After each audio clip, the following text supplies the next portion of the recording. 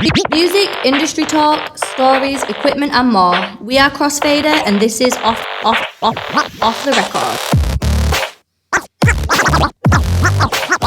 Off the record.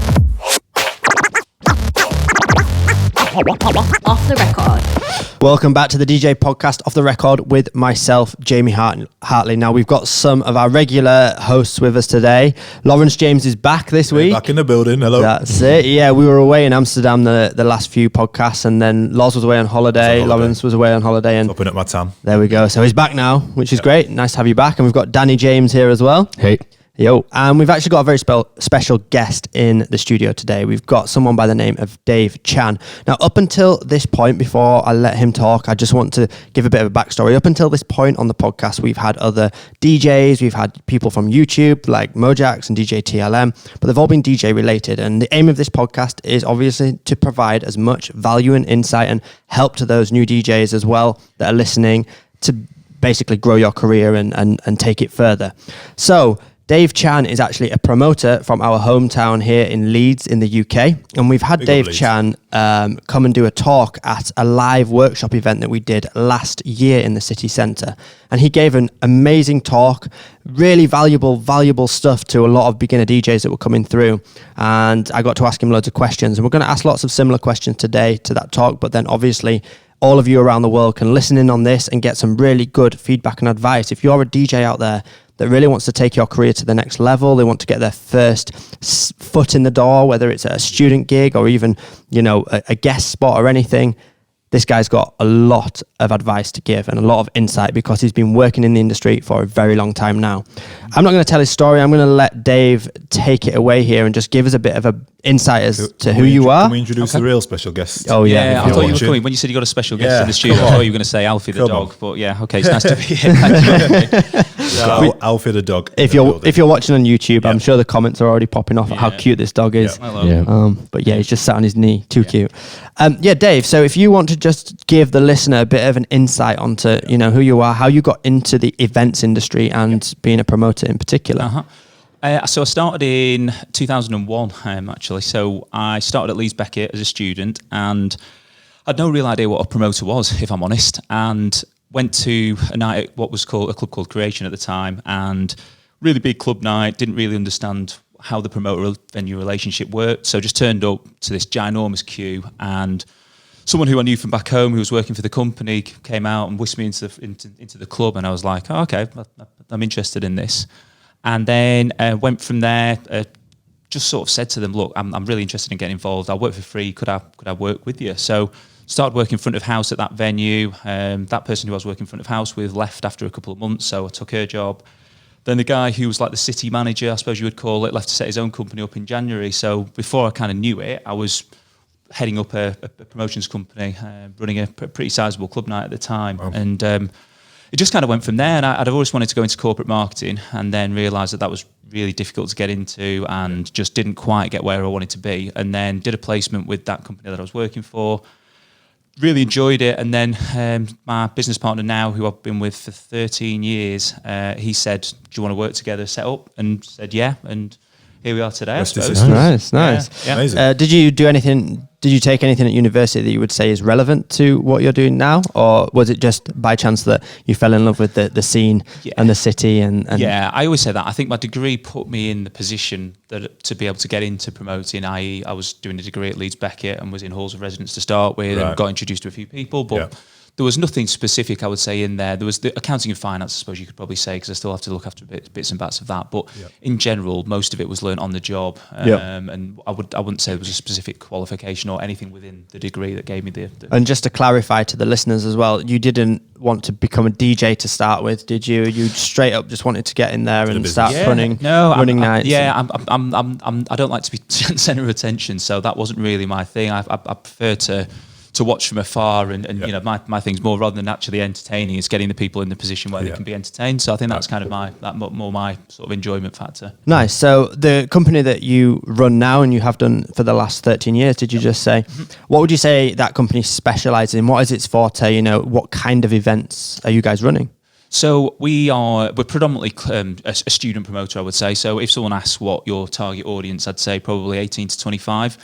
unfortunately, it's a bit of a reflection of the market really at the moment, that clubbing now kind of, once you get over a certain age, seems to sort of fall out of fashion quite quickly. So whereas before we were going to nightclubs till we were sort of late 20s, early 30s, maybe you would say, I think now kind of you get to a point where 20, 21, 22, people are sort of starting to say, oh, I want to go to specialist events, I want to go to various other things. So I would say our audience is kind of young person, youth-based, partly because of that's what the audience is, that's kind of our audience that it has to be.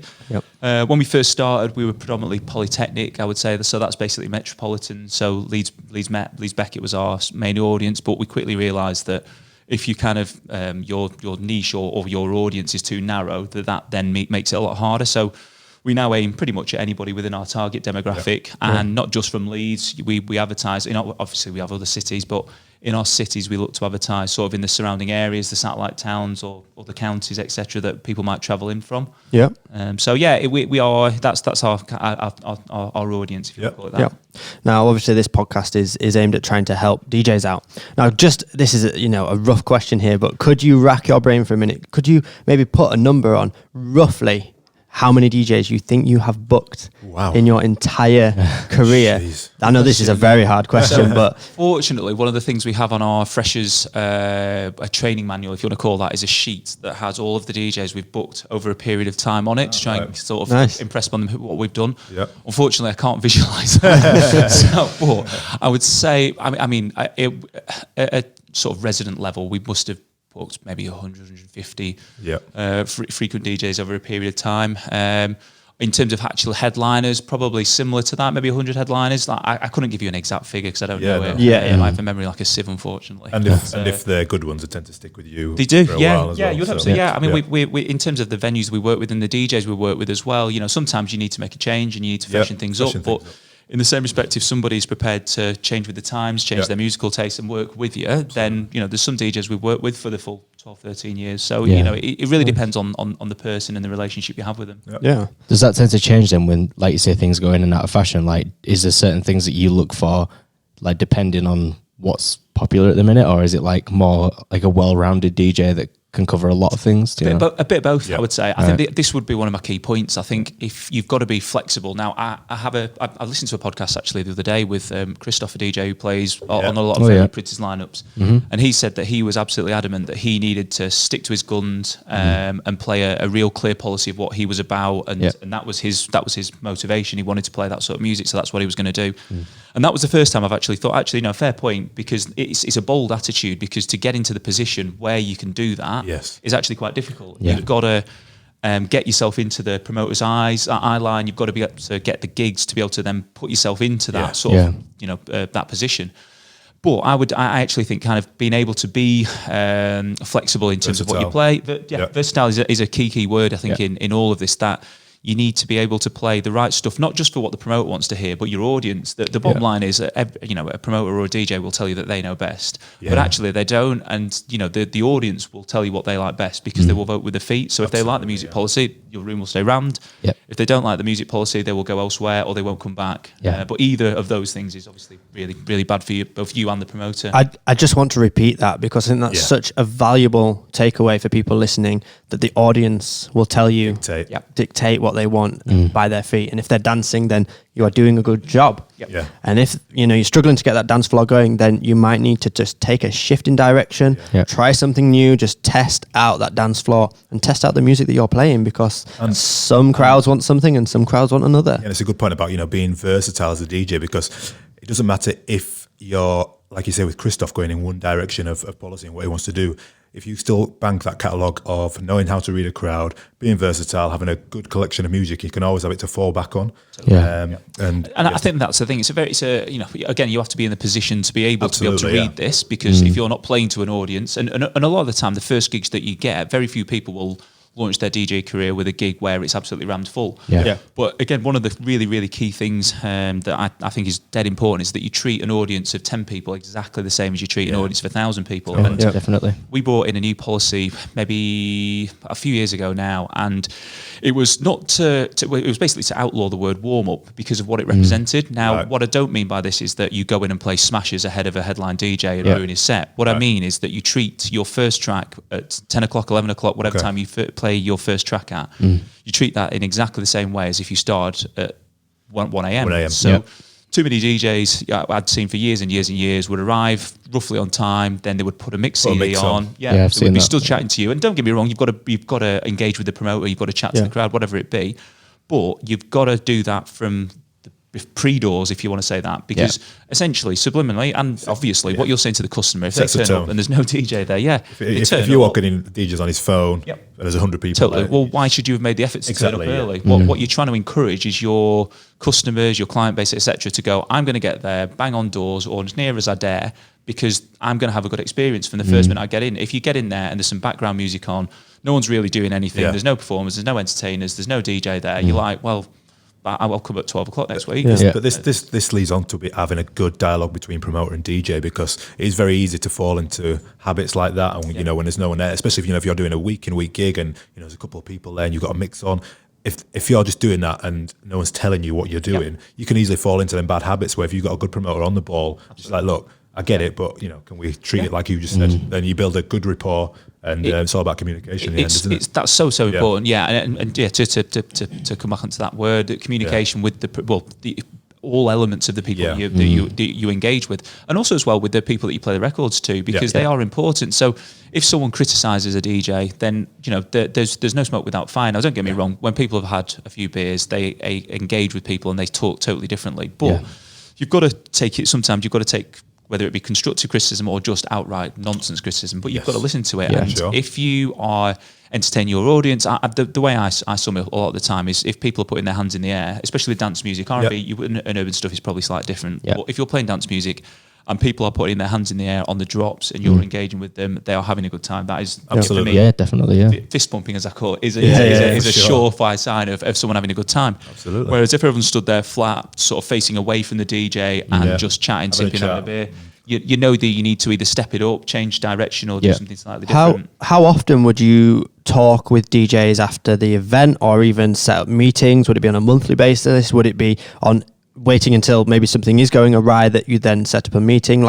How active are you in that role as a promoter and the communication from that way around with the DJ? Pretty active, if I'm honest. I mean, it depends on who the DJ is and the gig, etc. So some of the guys who we're more than happy with, we chat about it as we're there. How's it going? Everything's good. If it's a new DJ, I'll be a lot more vocal, because not because I'm telling them what tracks to play. It's more about the feel and what they need to do, their engagement, if there's any sort of stage stuff that goes on. Some of the nights are more production based, therefore you have to do a lot of stuff like we do on a Saturday. There's a lot of to-ing and fro-ing and communications, not just pre the night in terms of the planning and how it's executed, but also during the night to say, right, this track we're going to do confetti blast, we're going to do whatever it be. So I feel it's really important. Now, don't get me wrong, I don't speak to all the DJs every week, all the time, but one of our events on a Monday, we had a new DJ in there. It's one of our super important gigs. It's a 52-week gig and trades really well. And he was coming down from Newcastle, so we would speak, a few words before the gig. When he gets there, we would have 5 minutes as a confab. What's going on tonight? How's it going to be? Any comments? And then afterwards, he'd either ring me on the way home or we'd catch up. And then once we got to a point where we were happy, then it's just a case of maintaining the communication, building that relationship. Absolutely. And once you've got that degree of trust with someone, you don't need to. And it's not that you're undermining them by speaking to them. You're just keeping a constant improvement in your relationship and the way they perform. I think this can work the other way around as well. So if you're listening as well and you're maybe new to the DJ industry, not all promoters are going to be as experienced as Dave is here. So you're going to be working for promoters that are new to the industry as well. So if you're listening and you think, I'm not quite happy with how a night's going, or I don't feel comfortable in what I'm doing at that night, but you feel like there's no direction either, then obviously reach out and don't be afraid to start the conversation yourself with the promoters. It can go both ways. This actually happened to me the weekend. I was playing at an event and the promoter wanted mainly like house music, and all the requests I was getting was all from girls asking for some R&B and things like that. So I just called him up had a word with him. He went, you know what, slam some R&B on for 20 minutes, and lo and behold, the dance floor was popping, and that's the way of doing it, as opposed to just going out of your way of doing it, having that. Because then he'd be like, well, I asked for something and you're going against my wishes, even though he could probably see that the dance floor then would pick up. It's just that lack of communication.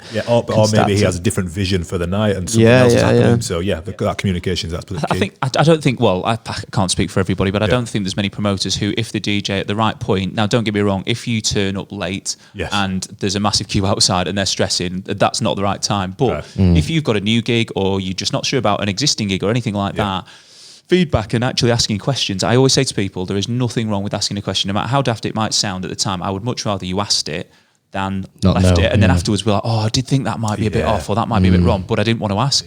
Because if you don't ask, you'll never know, and if you don't know, then you will never improve things. And I just don't think you should ever leave anything to chance. It's a difficult enough task, and performing to entertaining all these people. But in the same respect, for the promoter, the stress, it's a stressful job. The lead up to it, you guys turn up, and you know that you're going to be playing records no matter what. Whereas we know that we don't know how many people are going to turn up, how it's going to operate, how the actual event is going to run. So there's a lot of things on a promoter's mind. But ahead of time, or whenever you think the right time is, or even in the middle of the night, a text just saying, pop up and have a look. Just see if you think everything's okay. That I wouldn't say it means the world, but it actually counts for something. And I think that plays into this DJ promoter relationship. And then off the back of that, if you have a good relationship with your DJs and you trust them, and you also as well have a two-way conversation with them about like that sort of feel. You can give them more artistic license to go and absolutely more creative, absolutely. Which is like what we all want as DJs, really, isn't it? Really? And in the end, that works better for everybody because it means that you're not stood downstairs as the promoter watching the door thinking, bloody hell, I don't know if he's playing the right music, and you're not stood there going, shit, I don't know if the promoter actually thinks I'm playing the right stuff. So it makes it a much more pleasurable experience, and you guys can relax better, and the promoter can relax more as well. I think it works both ways.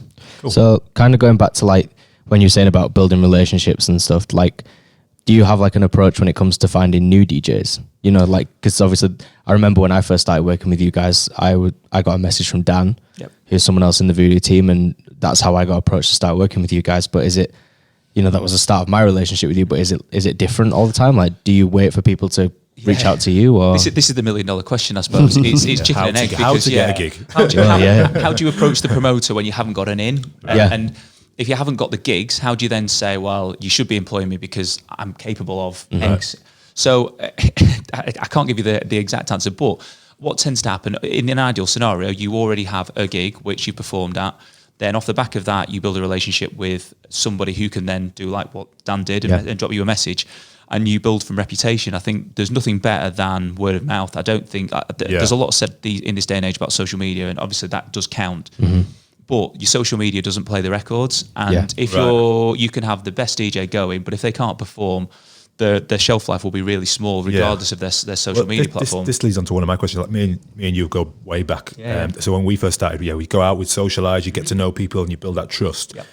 With social media now, there's a lot of DJs that can put on their DJ sets or live routines. Would you ever kind of just see maybe a DJ video or some kind of routine of a DJ and maybe give them an in just from a social video, or would it have to be a little bit more than that? I think it'd have to be a little bit more than that. Now don't get me wrong. There's no single thing that will, and it's the same principle as what we talk about with marketing events to your crowd. Not one single thing will make you go to an event. So you won't see a flyer and go, I'm going to go to that. You won't see a poster on a wall and think, I'm going to go to that, unless it's a really big headliner. But if we're talking about consistency in weekly club nights, there's certain reinforcing factors. So lots of things, but the ultimate one is word of mouth and trusting that person that's told you.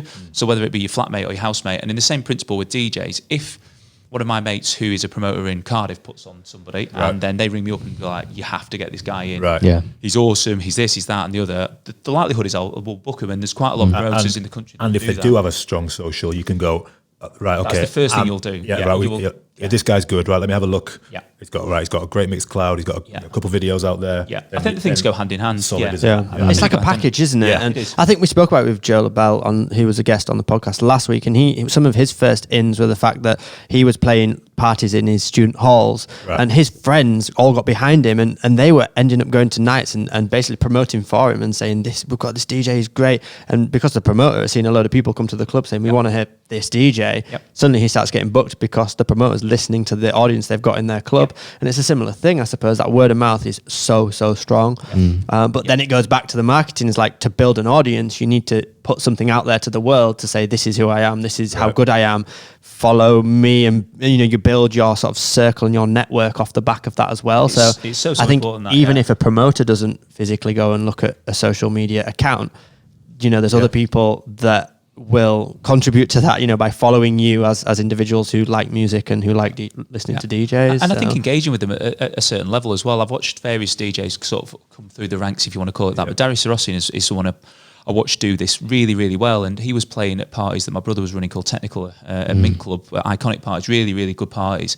And he was in as a sort of a semi-resident to start with, and played really good tunes, was a good performer, but then afterwards would engage with all the guys who'd come down. So if people were like, oh mate, that was so good, if they tweeted him, if they engaged with him on social media, he would then straight away come back to them. He would go to parties. He created this buzz around him. Himself. And what it meant is that as his profile grew and grew, people started following him around. So if he played at the Warehouse Project or Sankey's or somewhere like that, then he would take an audience. Then the promoters take notice because they're like, hold on a minute, this guy is bringing people. Yeah. And that is the ultimate goal for a DJ. They need to bring people. Yeah. Now, don't get me wrong, some of our residents, they're not there to drive admissions. They're there to perform and provide a quality service. But in the same respect, if you as a up-and-coming DJ suddenly have a network of friends, and even if it be 30 people or 40 people, and you play a warm-up set, and that means that the warm-up set was busier than it would have been otherwise, and then your momentum, it grows, it does, that's absolutely that, and then your performances and your behaviour and everything like that become important and key. I think getting yourself in that, the eye line of people, I think that's a really important thing. And then once you're in people's eye line, it's seizing your opportunity, and I think that is super key as well. Have you ever booked someone off them just messaging you on Facebook or like sending you a mix? I don't think so, if I'm honest. No, they're on your radar, and I'm not saying you have to say something crazy or outlandish or whatever, or you have to pretend like you're a rock star, but when you show some degree of understanding, where you say, listen, this is my preferred music style, but I'm also competent playing this, and this. I'm competent on a mic. I'm versatile. I'm this, I'm that. That is your first, if we want to call it your first in. But if I'm honest, probably it would take another something to happen. I think it'd be a little bit more accessible if a DJ messages another DJ and says, look, can I just come and maybe shadow you, watch you for an hour or something like that, get in there, learn the ropes, build that network, and then you can build a bit of a more relaxed relationship with a promoter, as opposed to asking somebody you don't know for something initially. A cold call is the same as anything. If someone rings you up and tries to sell you something, which is your services in this example, they're very unlikely to, especially if they're trusting you with their business, essentially their livelihood, to get a gig straight away like that would be really difficult. But as I'm pretty certain that Dan's contact with you way back when will have come because somebody said, listen, you need to speak to this Danny James guy. He's really good. And that holds a totally different sway. Now, again, to get yourself into a position where you can get a DJ to give you that foot up is the $1 million question. And I go back to when I first started. I got my foot in the door by saying, can I just come down and be there? I don't want paying for it. I just want to be involved. Now, I'm not saying that you should then just whore your services and be like, I'll come down and I'll do whatever, and I'll do it for months and months and months, because that's how people then get kind of taken for granted.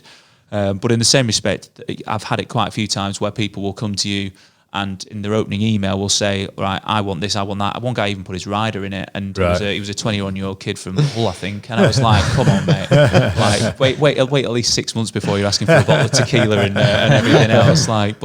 Have you ever replied to these people, or do you just ignore it? It depends on the tone. If someone is polite and they're nice, I will always come back and say, listen, we're really lucky at the minute. We have a really good stable of DJs. I don't think that we have anything for you at this point, but please do stay in touch, and please do, if you come to the night, say hello and introduce yourself. And again, that's not a guarantee of work. It's not this, any, that, and the other. But in this world, in anything, you get knockbacks, you get told no, you get told. We still do to this day and age. You go pitch for contracts and you get told no, but you don't take that as a be all and end all. You go, right, okay, I'll on to the next. And I think that applies certainly to DJs and anybody really in this sort of industry. So you get yourself in the door, and we've come across hundreds of DJs in our time, and there's still a good handful of DJs that are still, getting good residencies and got good relationships and things. So what is it, once you're in the door, what are the kind of characteristics you need on a week-to-week basis to keep in the industry and keep getting the gigs from the same promoters and things like that? And to not have another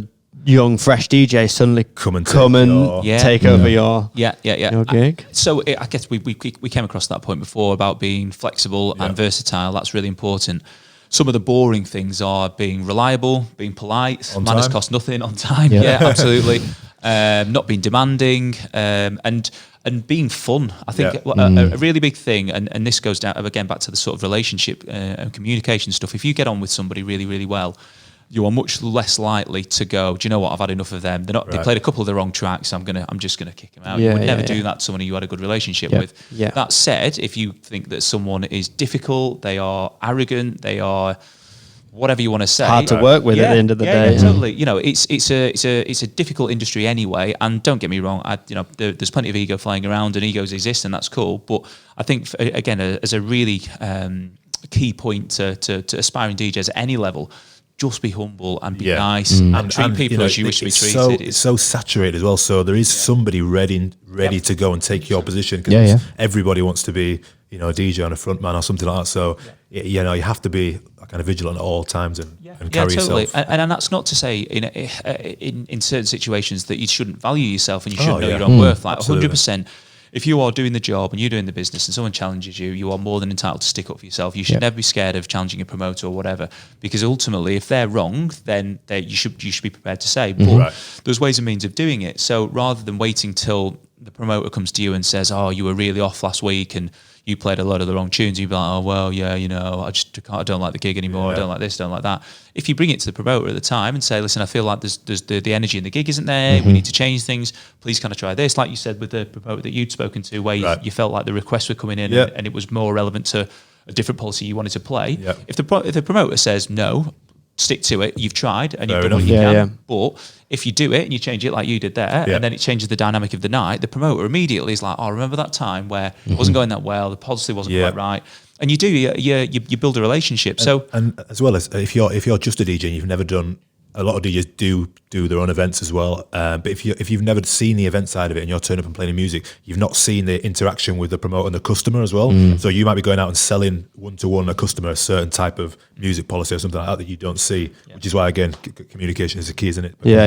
That's happened with nights that I've played at before, where I've been a resident for a long time, but then naturally, as trends shift, nights end up changing. If they want that night to continue being successful, they maybe have to change the music policy slightly, and there's got to be so much transparency there, but from both ends. Sometimes as DJs we see nights starting to fail or starting to not be the same as they were, and I think rather than you just thinking, "Oh, it's not my place," go and talk to the promoter as well and be like, "Look, I've been here week in, week out, and the music that we have been playing is starting to not work and it needs to change, especially with these new trends coming in." The promoter will obviously be thankful for that and don't be scared of going to a promoter with that. It's very valuable. You guys are the front line. I don't have the time or the inclination really to listen to the newest hits, the newest sounds, etc. So we have this relationship with Danny on with his Saturday residency, where with the style probably did change a little bit maybe 2 years ago. Something like that. So let's just paint the picture quickly. So Danny James works with Dave on their Saturday night gig here in Leeds, and we've actually got a live mix from that, which will be online already, which we can link from this video, or if you're not watching the video and listening, if you go onto YouTube and just type in Project Leeds, for example, I'm sure it'll come up in the search terms, or just go onto our YouTube channel. But like that gig, for example, I've been there for quite a few years now, and there's not been one night that I haven't enjoyed. I've got a really good relationship with you guys. You guys are very open and transparent about what you want out of the night. And I feel like we all have like a similar vision with how we know that it needs to run, so we make it work. And it's really enjoyable music, and like you said, it has changed over the years. But didn't it start off more kind of EDM? It did, but then like, because we've got that good relationship where we can all talk about music and where we think it's going, the night's managed to go from strength to strength, really, and it like still kept really good to this day. How did that music policy change come about? Was it something you both brought up? Was it a particular year where you thought we now need a big change, or how did that come about? I feel it was just like the trend in what you see it like, when you get like your Spotify dance playlists and things like that. They're a good thing to keep an eye on, because you see what these really big nights in places like Ibiza that'll come in year in, year out, and there'll be they'll change the sound slightly. Yeah, and I think and big moments, like even like a song like a Fisher losing it. Exactly, yeah. Straight away changes. He's a really good example. Yeah, Is it just Fisher. changes the whole landscape of the whole night, doesn't it? Really. But in all of that, I can't really take any credit for that because I and this is where the trust thing comes in. That Dan, who was the original guy who approached Dan, he is very up on his music, so we'll research the bookings and DJs and sounds, etc. So he comes to me. He's had the conversations with Danny and says, "Listen, I think we need to have a slight change in direction." And that's where ultimately it's on my head, because if it all goes wrong, it is then, you've got to try and claw it back. But that's where the trust factor comes in. And I trust Dan as a partner who I work with. Yep. And I also trust Danny as a partner in a different way, shape or form. But sure. the whole thing only works if you have that there. Because if I'd said at that point there, I don't know, let's play it for another year, we might not have had the success we've had. And in the same respect, if I force a music policy on you guys that you don't want to play, it then means that you end up playing records that you're not that happy with. And obviously you've got to perform and you've got to do what you need to do, but it's not well oiled then, and that's when you end up with cracks appearing. And don't get me wrong, it does happen. But if you can minimize those cracks, that is when you make yourself as indispensable as you can be. Nobody, unfortunately, in this industry is indispensable, and that includes promoters. But if you are well ingrained within teamwork. It's a dream work. True story. Let's segment. Story time. So obviously each week we try and get our guests, or one of us, we tell a funny story or something interesting, valuable towards the DJ industry. Now obviously we've got a promoter in today, so Dave's going to shed some light on a story. Am I right in thinking this is probably ways not to act as a DJ? Yeah, this is crazy. Yes, this one. and don't get me wrong, in no way, shape or form is this a reflection of the DJ industry and fraternity as a whole. This is an extreme example, but this is to give you an example of the absolute worst type of behaviour that you do encounter sometimes from people. And this is when ego gets ahead of people, which as another point before I get into it, is really important. You may be playing to 2,500 people and you may be smashing it, and everybody might have their hands in their air when you play one of the big tracks. But that doesn't mean that you are above anybody else in any way, shape or form. It means that you are part of an amazing thing, but it doesn't mean that you should treat people in a derogatory way or speak to them in a certain way. So to set the background, an individual who, we won't go into names or go into anything like that particularly, but an individual who'd worked for us for quite a period of time but had become unworkable with, unfortunately, because he decided that his direction was not the direction that we wanted the night to go in, etc. So unfortunately, we had to let him go. At the time, it was, I think, pretty reasonable of us in the way that we did it. We gave notice. We were very straightforward in the way that we did it, and we thought that we were parting on good terms. He managed to get a residency at another venue, a venue, and I was passed on a screenshot of the way he behaved. Now, when you have a few beers, don't get me wrong, it does happen, but I think what a lot of DJs need to remember is there's not many jobs in the world where you get to do something that you love, perform in front of loads of people, and have a few beers while you're doing it. But find a level where you can still perform and where you can still act humanely and politely, etc. And if you can't, don't do it.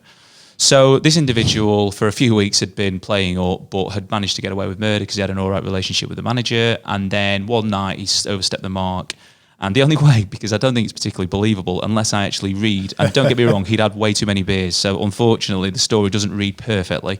But there might be some foul language. Yeah, I do apologise for the effing and jeffing within this. But again, to give an idea of how it reads, I've got to read it pretty much straight as. So this is to the management group. So I was sent the screenshot after. This was sent to the management group. And the message reads as follows. Right, I don't know what the crack is, but I took 4 beers from behind the bar and someone said something. I don't actually want to be here, but I'm actually good at my job, so fucking deal with it. Just give me the fucking beers I asked for. Your Monday is fucked and your Friday... If you want to be confident that it's going to be fucked or continue, give me the fucking beers I asked for. Wow. If you like the fact I require beer, if you don't like the fact I require beer to make sure your nights are fun, I'll go elsewhere and work there. Second message, basically, give me my beers or I'll fuck off elsewhere. The only reason you're busy tonight is because of I'll not tell you the university deal, who I have the deal with to DJ for. I don't want some snotty Mickey Mouse bullshit about some ... So that story is, in my own mind, is a situation. It's extreme and it's not something that you will come across very often as a DJ in the way that you behave, thankfully, but it's just an example of how really not to do things. And we were chatting about it just before we came in, and burning your bridges is one thing that I say to everybody in any walk of life, but especially in this industry, which is so what would you call? I was going to incestuous is the wrong word, but it is so close knit, tight. Yeah. Everyone knows everyone. Yeah, things get out. And you will be wronged on a number of times as a DJ, as a promoter, or anything like that. But if you do it, come out of it gracefully. Like, don't get me wrong, I've had situations where I've been like, I want to do this, that, and the other, and I'm really pissed off about something, but you just have to hold your hands up and go, okay, fine, no worries. And then actually, inadvertently, you end up patching things up with somebody 2 years later, and you're all right with them, and you end up working together. And there's one example of a promoter I used to work for who, when I left him, this was when I was at uni, when I left him, he decided that I was too much of a threat to his business. So decided rather than shake my hand and thank me for repairing the business, but not just me, but the guys who all left, he went to the police and said that I'd stolen all his financial records, proposals, databases. Yeah. Oh my God. So on Mother's Day, I got locked up. So I got locked up, and I'll never forget it. I don't know if I'm allowed to say it, but can I say the PC, the guy's name? Not the actual guy's name, the police officer's name. I don't know. I'd say police officer. Right, PC. But I remember the PC, and then it was four letters. I'll never forget it. But when he arrested me, he said, bloody hell, mate, like, well, you're in a lot of trouble here. Like, you shouldn't have done this, you shouldn't have done that. And I was like, honestly, I know everyone says this, but I genuinely didn't do this. Right. Anyway, after 3 bailings and a fair bit of legal wranglings and to and fro's, this PC said to me, I'm really sorry, I got it wrong. That guy's an absolute twat. I hope you ruin his business. Brilliant. Don't get me, and I actually ended up working with that guy. Oh, really? Yeah, I swallowed my pride, and it was the better thing for the business to do, and we ended up working together. And don't get me wrong, there was tension. But I said, listen, you guys have the communication with him. I'm not going to. It's detrimental to the business, so I'll swallow my pride. But that again, a really, really extreme example of things that can happen. Yeah. But yeah, the phrase "never burn your bridges" applies so importantly to this industry. It's a massive thing. I 100% agree. I think it's one of those things. A lot of my repeat bookings when I was a working DJ would come from older contacts, even that are still around, still working. That I wasn't working for at the time, but all it was is a case of reaching out, and suddenly then you find way more opportunities coming about because you've already got a contact from years ago that is doing something that maybe need a new DJ. So Absolutely. So many times. That was a great story.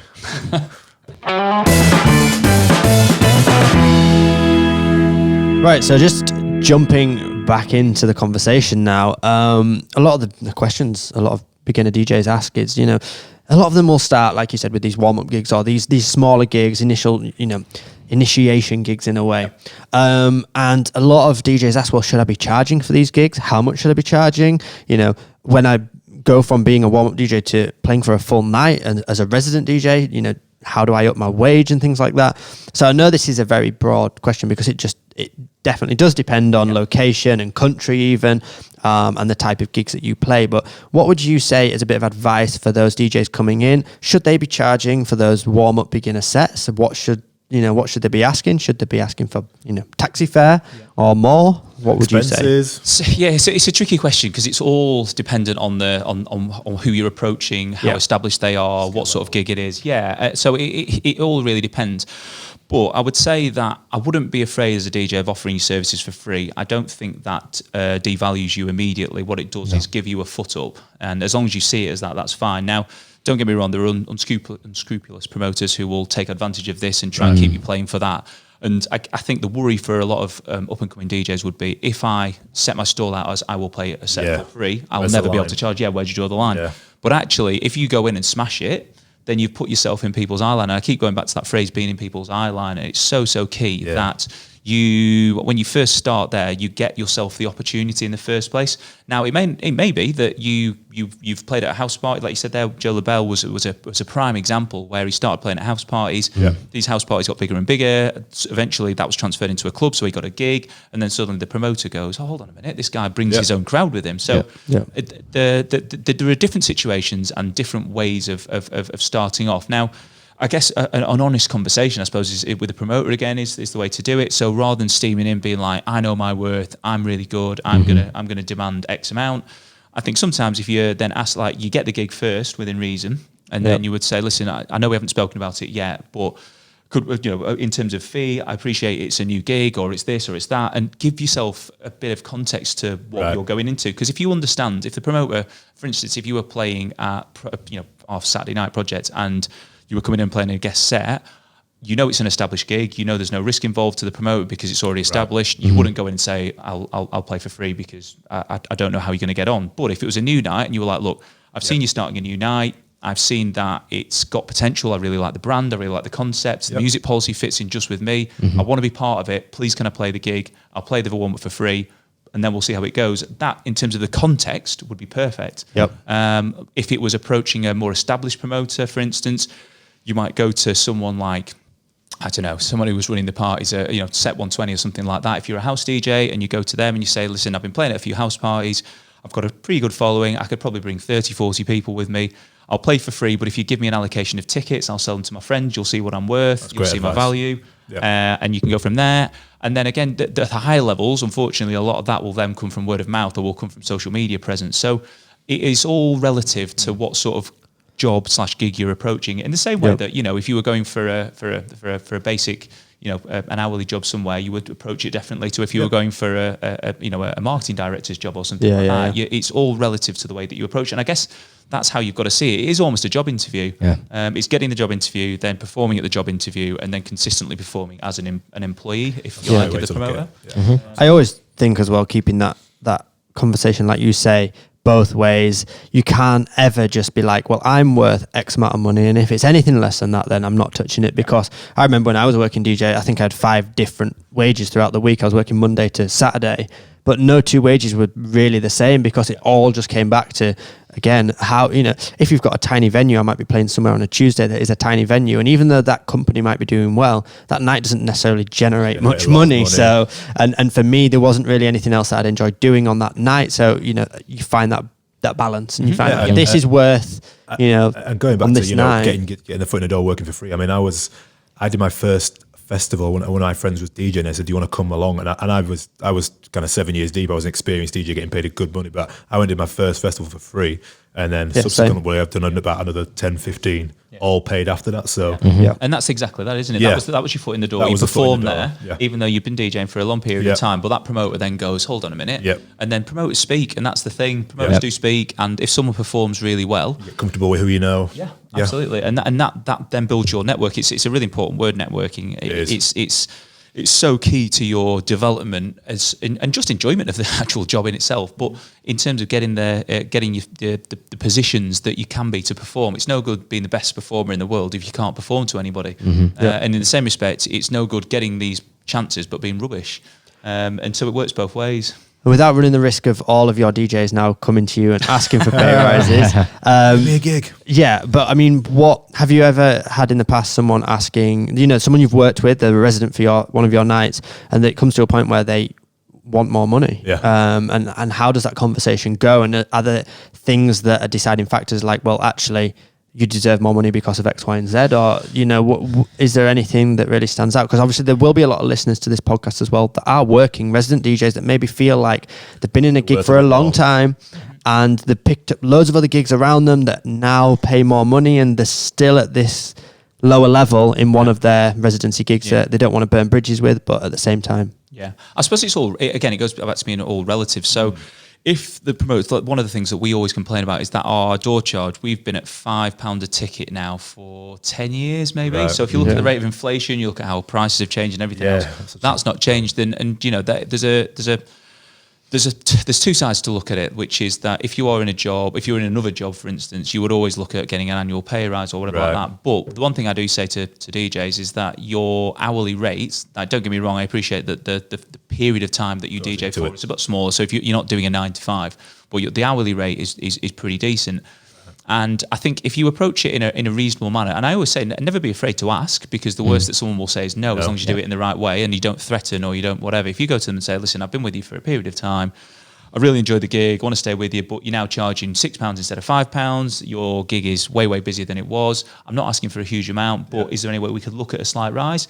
I think going in there and being like, I want this, I want that is not necessarily the right way to do it. Yeah. And I always say back to people, I'm like, if you were, I don't know, for instance, you've been getting the same taxi to town for a period of time to do your gig, and the price of petrol hadn't changed and the minimum wage hadn't changed or whatever else, and then the taxi driver just suddenly said, all right, pal, it's £3 more today, or $3 more, or whatever it be. You'd be like, how come? Why?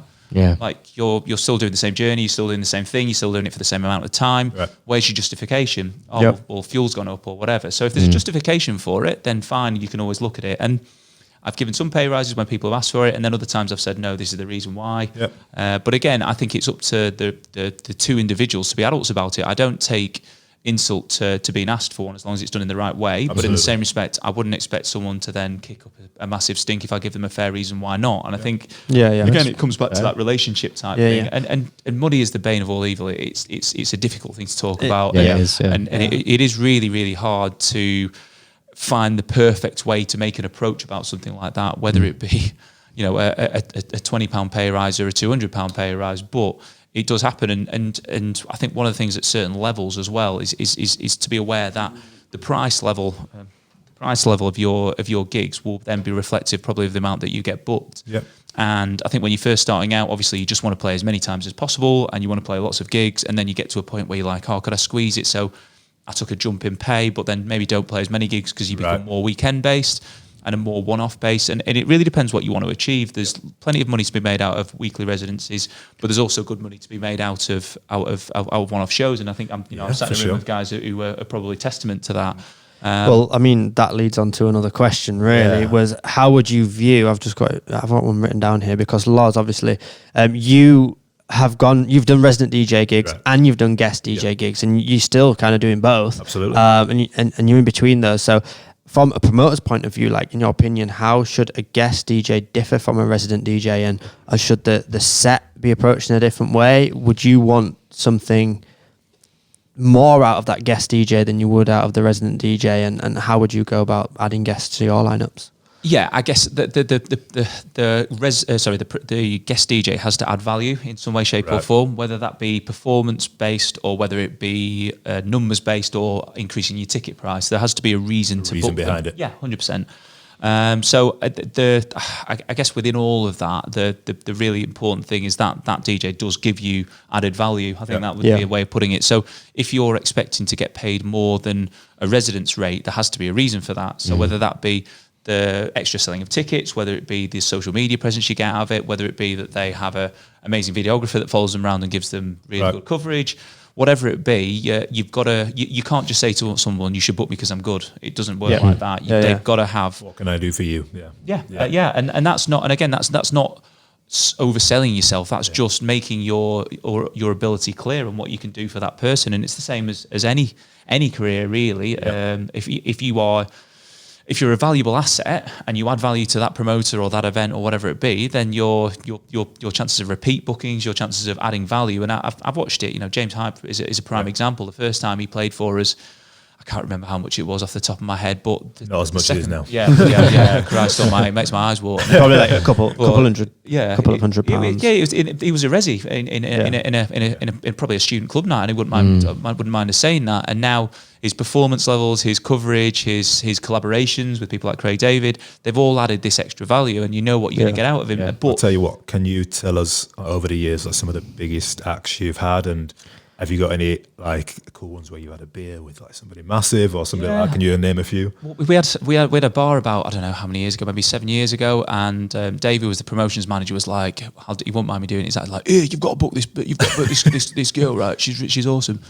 And they're like, "Oh, who is it?" "Hannah Wants," right? And I was like, "Oh, I have no idea who that is." No, book her. She'll be able to be cheap. Anyway, Hannah Once played, and it wasn't particularly busy, but it went, as the phrase goes, it went off. And then she's headlining festivals 5-6 years later, and you know has gone from you know kind of ground level DJ to doing amazing things. And you know we've had MK, I think, was probably one of my favourite ever gigs. He played at the O2 for us in Leeds, and Christoph played before him. I pulled rank and decided that I was going to do a guest slot as well before Chris. That's amazing. That's still my crowding glory, and I still haven't forgiven Pete, the tech manager, for the misfiring of the pyrotechnics at the start of my first drop. First drop? Drop, I was like, this is my big moment, and then it just went like that, and nothing happened. That's stayed with me to this day. But that MK gig was great, and he played at an after party, which unfortunately got shut down by the police quite early on in its start. But that was probably one of my all-time favourite gigs. But we no, don't get me wrong, we're nowhere near the level of people like the Warehouse Project and the Mint Club guys and stuff like that.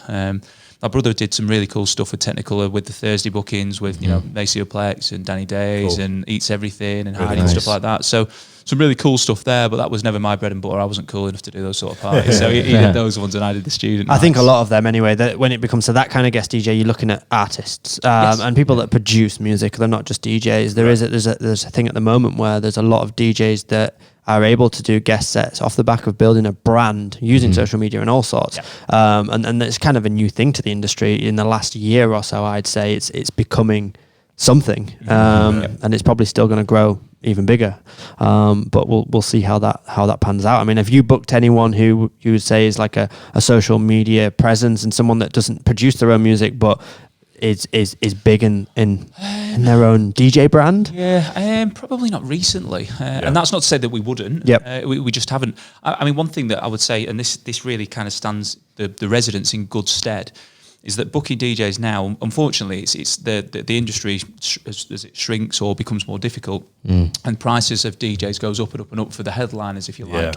It becomes less viable for promoters to book them, especially when you have a ticket price of sort of £5 like we do. So actually now what we're finding is investment in production and in entertainment. So whether it be a percussionist, a guitarist, a violinist, dancers, an aerial artist and stuff like that, actually probably gives you more consistency in your product. And where the DJ fits in with that is that they need to then deliver the right music. So pretty much a resident DJ, unless somebody's producing tracks that nobody can get hold of, a resident DJ can play pretty much any of the music that a big headliner would play. It's just how they perform and how they dress it and what they bring with it. So DJs now have a real opportunity to become part of this, I don't know, show, this thing. And they're getting the benefit back from you guys, but it's going to look amazing. They can get some great content out of it. If there's pyros going off and things like that. Yeah, you'll see in that project. Danny looks pretty good for DJing up there. So it's good, and I think that's the thing, that you don't have to be a big name to play at good gigs. I think that would be that really key thing. Like, I think people would probably be under the false pretense that they'll never get to a point where they get to play to 2,000 people on a Saturday night unless they are this big superstar. Whereas actually, when you work with promoters who run parties that are weekly or one-offs and aren't about the name, and I think Elro has gone a massive way towards removing that stigma where if the headliners aren't good enough, then people are like, I'm not going to go to that. They've created a brand that people want to go to without actually knowing who's playing. So their pre-releases will sell out before they've actually released their lineup, and I think that's huge. So over recent years, I've never known kind of more kind of like headline event shows go on. It's like a week-to-week basis. You used to have like one headliner in town like a month, wouldn't you? Have you found now in your weekly students that's distracting away from kind of the weekly business of nightclubs because of the huge events going on every weekend? A little bit, I mean, Manchester is one of the places where it's really tricky. The Warehouse Project guys there do unbelievable stuff, and off the back of that have these exclusive contracts with DJs, so it makes it really difficult to showcase that level of talent over there. But that said, weekly club shows, I still think there's a market for them. And don't get me wrong, this is one of the analogies I use all the time, unfortunately, that we find that 21, 22-year-olds now are like, don't go there anymore. Now it's full of kids. Right. And they would rather go to the botanist where they can, and the botanists do amazing cocktails, don't get me wrong, but they'd rather go there and boomerang their dry ice cocktails, it flies out and everything, and that goes on their social media platform. And Instagrammable moments, this is one of our key phrases. What you need to create is Instagrammable moments, whether that is in your service of your drink, whether it's your weekly club show or whatever it is. People want to put stuff on their social media. That's their identity. So what the club nights that they go to are very much a reflection of them as a person and their social media sort of persona, if you like. So that also then goes for DJs, and going back to, I think we said it much earlier on, being humble is a really big thing. So when you're thinking about, if you get you're privileged to pay a party to 2,000 people, rather than saying I'm this and I'm that, be like, loved playing at this party, really enjoyed it, and actually making people want to identify with you. I think people in this day and age now, it's so easy to be negative and say bad things about people, and that goes DJs, promoters, events, brands, etc.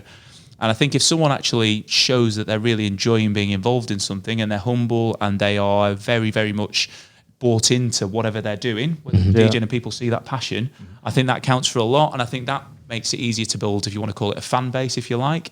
So if someone, when you go to a party and the DJ's there and you're dancing at the front and they recognise your face and they shake your hand, immediately you have that affinity to them. And chances are, if they send you an invite to something on social media, or you see something that they're putting up, you'd be like, I'm going to go to that party. Whereas if you're stood at the front and a DJ's there with his head looking at the decks, concentrating and looking like they don't want to be there, miserable, and then they walk off without even acknowledging the crowd, you'd be like, even if they played the best music you've ever heard, you would still not really buy into them as a person or a brand. So I think that's really important, to acknowledge the crowd and be positive and be really, really kind of warm to people. I think that's people want to be accepted, they want to be acknowledged, they want to be as part of the crowd.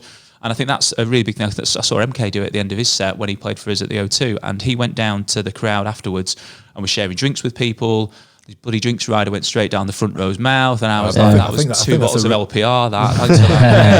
His agent's like, get us another one. I'm like, I think that's a really important takeaway, though, because I think, people just naturally assume that when you get to a certain level, people just stop talking to people and interacting because you don't have to talk to anybody. But, for somebody like that big MK to still get involved with the fans and go and talk to them, take photos and things like that, it just shows you, doesn't it? Like the attitude thing, just, acknowledging that people have paid money to come and see you. And that goes from any level. If you're the warm-up DJ, if someone has paid £5 or even £1, or if they've got him free or whatever, if they are there to see you, you should acknowledge that, and you should be happy that they're there. And I think they're there for a good night at the end of the day, and you're part of that good night experience. So. Absolutely. And looking like, and this, I haven't really touched on this, but as you are the most visual point in any club room the majority of the time. People dance looking at you, don't they? They do. Like, subconsciously. Subconsciously, it's not purposely, but you dance facing the DJ. Yeah, totally. And if you look like you are having and Fisher, we said this earlier, Fisher on his social media and when he's performing looks like he is having the best time of his life. Anybody there. Right. Whereas you look at other DJs, like I wouldn't say anyone's name out loud, but you watch other DJs who play really good music, but they just look like they don't want to be there. They don't look up. And I know sometimes they're more technically minded, so they've got more going on. But acknowledge your crowd and look at them, and that eye contact is massive. If someone looks at you and you're all raving, they smile at you, you give them a thumbs up or whatever it be, that will stick with you probably forever. Whereas if you're stood there at the front row and there's just no enjoyment from the stage, that energy doesn't transfer to the crowd. We brought something up a couple of weeks ago with the one about taking requests, and there's some DJs out there. It's just like they'll or take the mickey on social media about taking requests, and it's like that is like one of the most important fundamental things, because that's how you know what they want to hear. It might be rubbish, you might not want to play it, but having that engagement, don't just ignore and turn them away. Totally. Have that engagement. Yeah, totally. Well, I think there's been so much value that have come through these microphones today, and Dave, you've just provided such insight into the industry. It's been brilliant. I mean, you've covered so much. Is there any one thing that you would say to any up and coming DJs out there?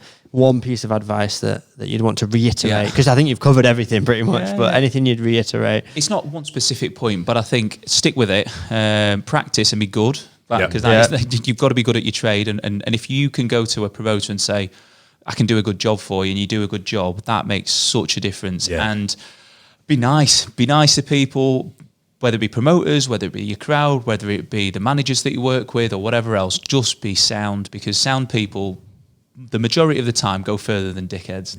Well, I think we should leave it as that. I think that should be the perfect way. That is my golden nugget. There we go. If you're listening or watching, please drop comments in the YouTube video below with your experiences working with promoters and any stories you've got about, how you've grown in the DJ industry, and maybe pass that knowledge on to other people that are watching this podcast on YouTube. And if you're listening, then remember to rate us on the Apple Podcasts and follow us on Spotify and all of those things, so you can keep listening to all of this value and information. Thank you to our new mascot. Yeah, exactly. Yes. I think he had a little nap there. Yeah. I think he's still napping. Dog got cuddled to death.